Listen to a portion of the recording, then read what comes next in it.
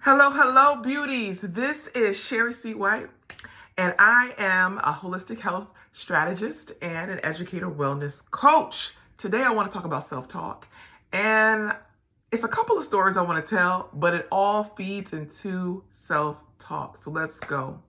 My little niece, she learned how to say oopsie.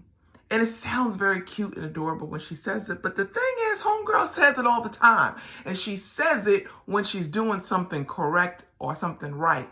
So her parents will gently and lovingly correct her and they say, no, honey, you're fine.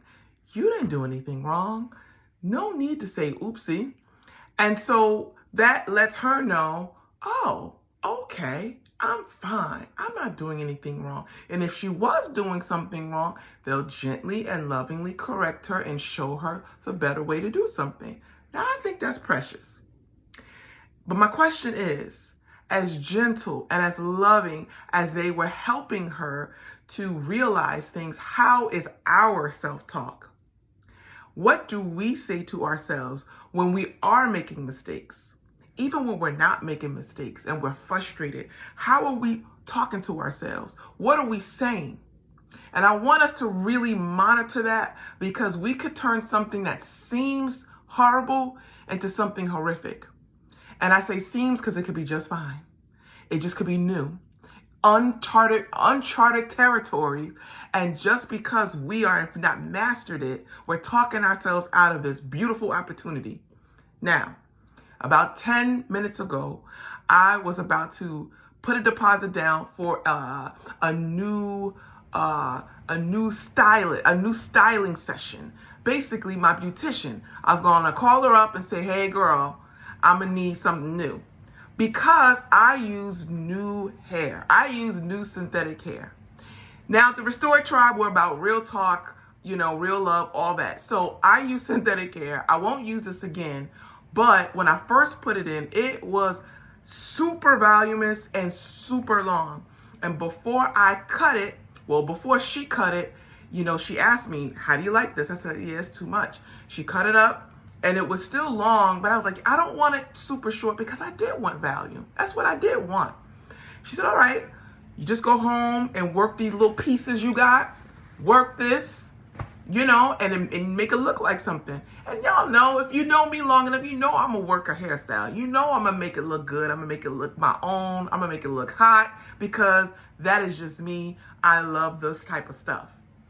However, when I got home and I worked it a day or two and I would take it off, I said, doggone it, I want to wear this thing big and beautiful. And I took it out after work because I had it half up and half down. I said, oh, wow, this is crazy. So before I made that phone call, before I made an appointment, my self-talk said, yeah, let's do something. You took a positive risk and did something different. That doesn't mean it's wrong. It doesn't mean it's bad, but you have to manage this uncharted territory, which is this particular hair, which I'll tell you to stay away from.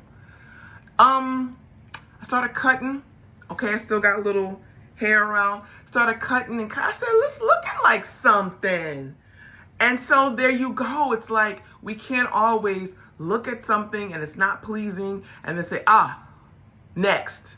Let me go back to what I know other people have done that's worked well.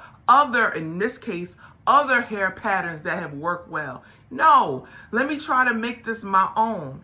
And in life, that's exactly what will happen. And I'm saying this to encourage somebody because you and I are going into uncharted territory. And I don't want you and our self-talk to be self-defeated.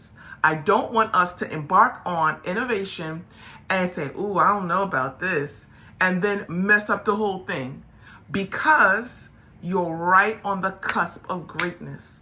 So I say to you, number one, check your self-talk.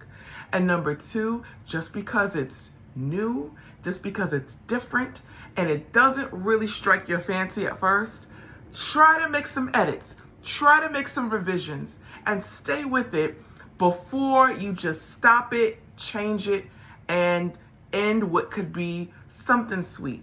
And I just want to encourage you and say that.